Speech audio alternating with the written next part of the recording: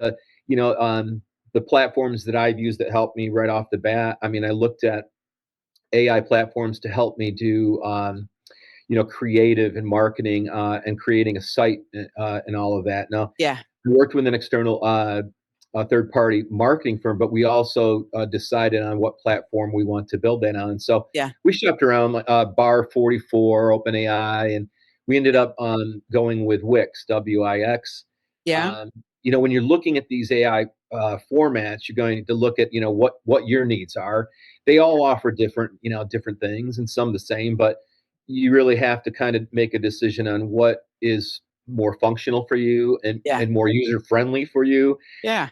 So we ended up choosing Wix. So um, on that platform, it really allows us to really create a real, uh, I think an effective marketing format, Yeah. landing pages, different types of buttons and aspects of the site that allow that Yeah. viewer to kind of stay engaged. Yeah. So more visceral in a way that AI platform gave us so many ideas that saved us so much time, Nice. and really create a Yeah. decent format. So Yeah. that's one form of AI that's helping us. When you want to search how to get your business going, and Yeah. you're thinking about your finances, and how am I going to logistically get my supplies in?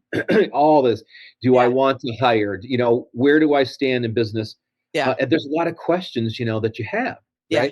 right? So using those, the open AIs and the chat GBTs and stuff, um, it really does help you get started, and it helps you find your way a little bit quicker. Yeah. So I'm a proponent of AI, Yeah. um, and I think we've had a conversation before, but you have to be careful with it because Yeah. you don't want it to really do all the thinking for you. No. And also, people can see through that. They can see that, okay, this is AI generated, and Yeah.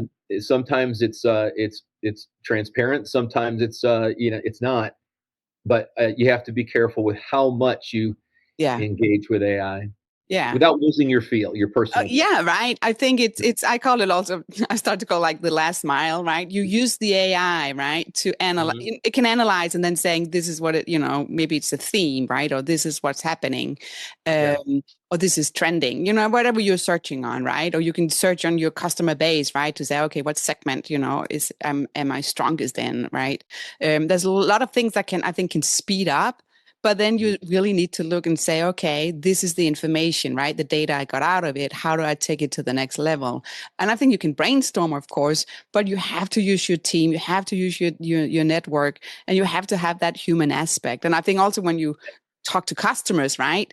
Yes, they use AI and search, and they can go on your website, right, and look for information or whatever they need to do, or quote, or wherever they're going. Yeah. But the human aspect, that last mile, I think it's so important. I see it myself, even outside of the industry. If I need customer service with a specific question, or if I need something, I want to talk to a person, right? I don't want to have like 5 conversations with a chatbot where I'm like, oh, come on, just Yeah. I have a unique question that it would just like spit me in so many directions where I'm like, no. Yeah. Yeah. All right. So artificial intelligence is, like I said, in its infancy. The capabilities are, in ways uncomprehendable to us. Yeah. It's something where we're still learning, but AI is learning us also. Yeah. So, in turn, the more I engage with AI, the more data I supply AI, the better it understands me and my business. Yeah. Okay. Yeah. And it's going to find things that, uh, you know, I wasn't aware of. It's going to find things that I did not foresee.